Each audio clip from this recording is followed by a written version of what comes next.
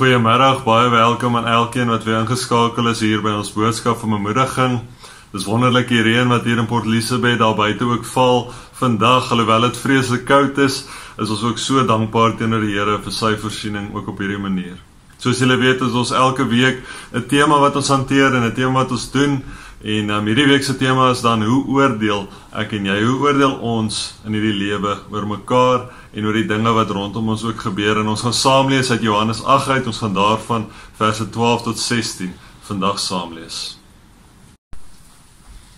Op 'n ander keer het Jesus vir die mense gesê, ek is die lig vir die wêreld, wie my volg sal nooit in die duisternis lewe nie, maar sal die lig hê wat lewe gee. Die Fariseërs sê toe vir hom, jy getuig oor jouself, jou getuienis is dus nie geldig nie.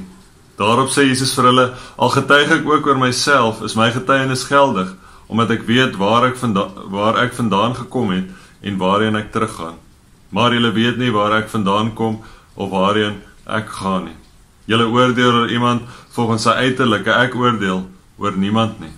En as ek oor iemand oordeel, is my oordeel reg, omdat dit nie ek alleen is nie, maar ek en die Vader wat my gestuur het. Tot sover lees ons vanmiddag dan saam. Hoeveel keer het jy al oor iemand geoordeel in hierdie lewe? Hoeveel keer het jy al oor iemand geoordeel sonder om die storie agter die storie te ken, sonder om agter die kap van die byl te kom, soos hulle sal sê? Ek dink hier in Johannes 8 vers 12 tot 16 vind ons iets van die Fariseërs wat eintlik oor Jesus kom oordeel.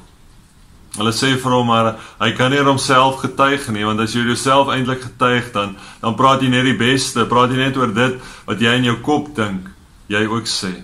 Jy praat nie, jy getuig nie oor dit wat ander mense hoor of ander mense sien van jou lewe nie. En dan beskuldig hulle hom hiervan oor homself getuig, homself eintlik half ophef, terwyl hy eintlik glad nie dit doen nie. Eintlik hier die Vader eer, die Vader ophef, tot daar waar hy eintlik verdien om ook te wees.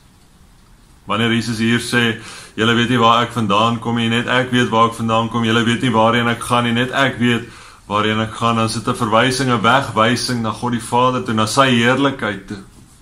En wanneer ek en jy in hierdie lewe ook dan getuig, dan is dit hoe ons getuienis ook moet wees. Nie uit onsself uit nie, maar deur die Heilige Gees, deur God se krag wat ook in ons leef. En daarom, terselfdertyd kan ons nie mekaar oordeel nie, maar net God kan oordeel. Want sien, soveel as ons dit wil probeer ontken, sal ons in ons menslike natuur eintlik altyd na die uiterlike kyk, voordat ons na die innerlike kyk.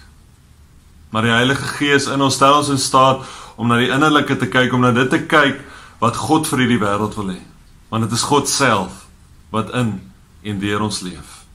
Jesus Christus kom wys hier iets vir ons van God se oordeel. Sy oordeel gaan glad nie oor hoe jy lyk nie. Dit gaan glad nie oor die dinge wat jy besit nie. Sy oordeel gaan oor dit wat hier in jou hart aangaan. Oor dit wat in jou hart aangaan en uitspoel, oorspoel, oorloop in dit wat jy ook sê, en dit wat jy ook doen, en wie jy is in hierdie wêreld.